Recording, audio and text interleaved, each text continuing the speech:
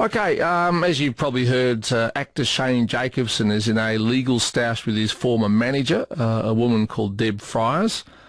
Anyway, Ms. Fryers wanted to bring a friend to Shane Jacobson's wedding.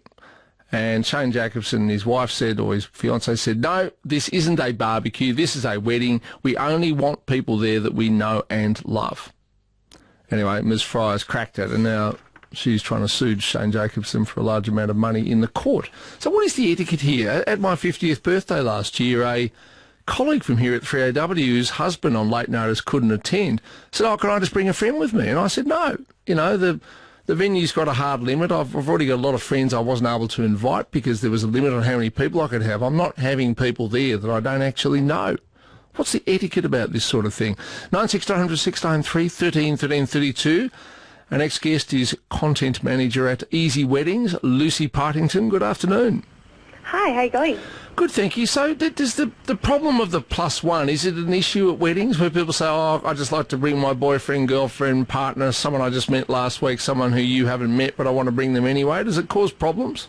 Oh, it's one of the biggest problems that couples face when getting their RSVPs back. We've had couples get RSVPs back when they've been invited, someone's been invited and there's 2 people on the invitation and they RSVP for 5.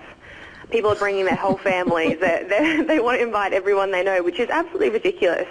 The average number of guests at a wedding is 97, which has been steadily decreasing in the past few years, and that proves that couples want quality over quantity, and they want their nearest and dearest at the wedding, not some stranger that you've been dating for 2 weeks. Exactly. I mean, look, if you've known a couple for years, I mean, you might have met one member of the couple years ago, but you've got to know their significant other, their husband or their wife or whatever. That's one thing. But for someone just to say automatically, oh, I just want to bring someone to be with me, I mean, just for the start of it, I mean, weddings are expensive. The more people you have you don't know, the more it's costing you.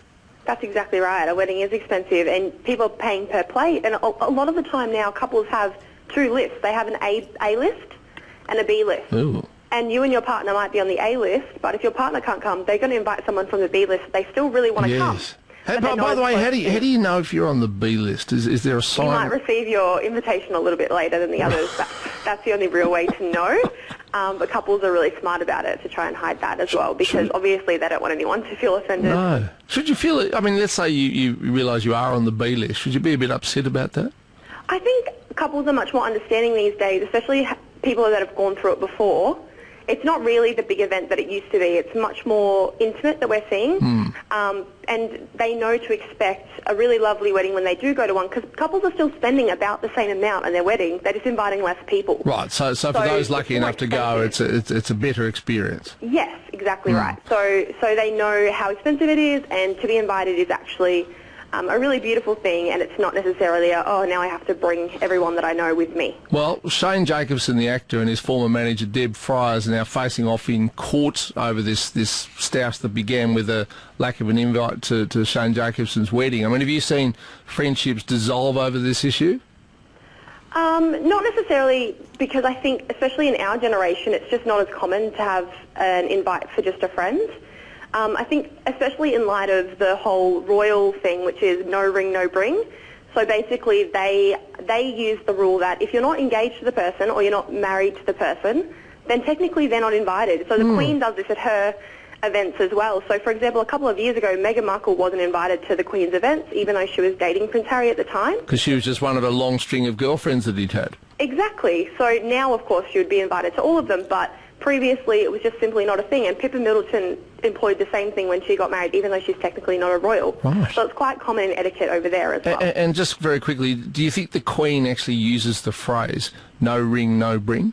Look, probably not. She's probably a little bit more eloquent than that.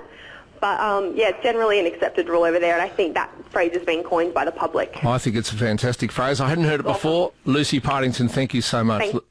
Lucy is content manager at Easy Weddings. No ring, no bring. That sort of sorts it out, doesn't it?